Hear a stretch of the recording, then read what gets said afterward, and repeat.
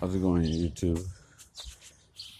I was working on this Homelite 6, Homelite 2, 6 Super automatic oiling.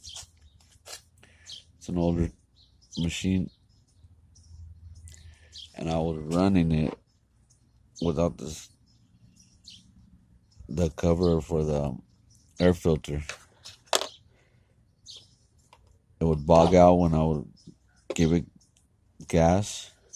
Turns out this little sucker was the culprit. He was wedged up in there just like that. Wasn't allowing that to work properly.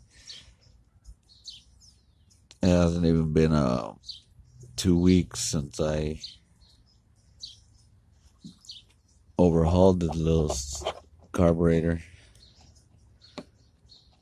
So I was like, that was quick. And nope, it wasn't that. Carburetor is just fine. It was just that one little piece of wood that got lodged in there that I have this cover on. You're having the same issue. Hopefully this will help you. I also replaced the hoses. That wasn't the cause. I was thinking maybe the hose line, because this air filter housing here is pretty sharp around the edges, and it gets wedged up against the wall, the housing there. It sits in an angle like that. I bent this a little to make the hose go over, but in some cases when you take it apart, when you're putting it back in, the hose will get pinched, or it'll just squeeze it.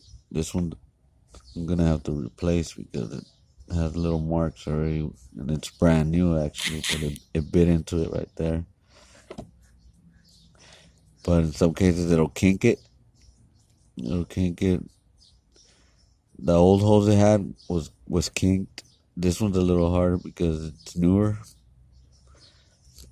but it already has a little mark there.